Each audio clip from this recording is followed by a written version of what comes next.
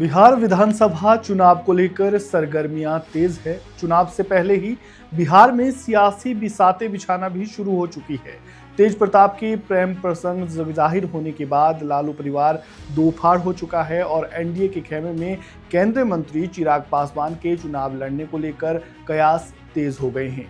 इन सब कयासों और सवालों के बीच एक सवाल जिसका जवाब लोग जानना चाहते हैं, खासकर बिहार की जनता। सवाल ये कि बिहार विधानसभा चुनाव कब होंगे, कितने फेज में होंगे, इसे लेकर ताज़ा अपडेट क्या है, ये सब कुछ हम इस वीडियो में आगे जानेंगे। नमस्कार, वन इंडिया हिंदी में आपका स्वागत है। मैं हूं राजेश शर्मा।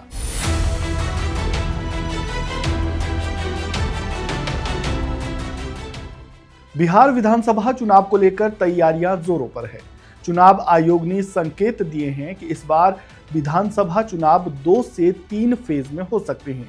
दिवाली और छठ पूजा को ध्यान में रखते हुए वोटिंग की तारीख तय की जाएगी।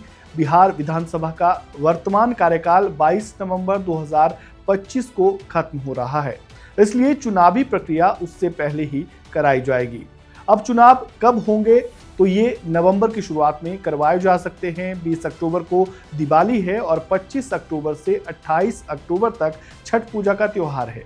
ऐसे में बिहार में चुनाव इसके बाद ही कराए जाएंगे ताकि ज्यादा से ज्यादा लोग लोकतंत्र के इस महापर्व में हिस्सा ले सके।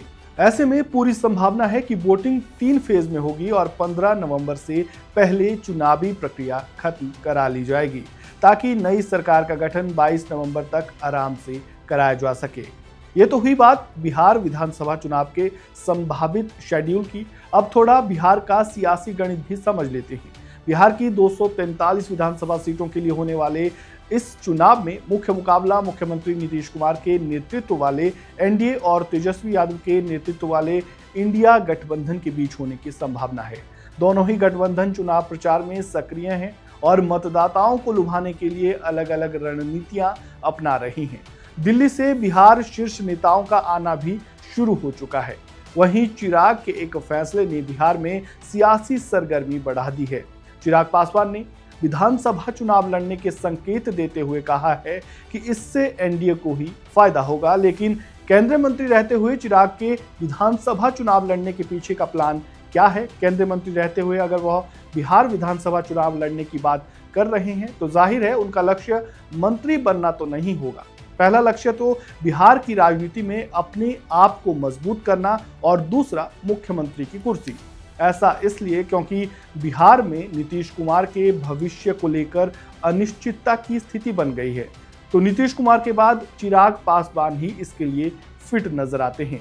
इसके अलावा खुद मैदान में उतरने के पीछे चिराग की रणनीति ये भी हो सकती है कि शायद इससे एलजेपी-आर को कुछ सीटों पर फायदा मिल जाए। अब क्या कुछ होता है ये तो कुछ दिनों में साफ हो ही जाएगा, लेकिन इस बार पलड़ा किसका भारी है।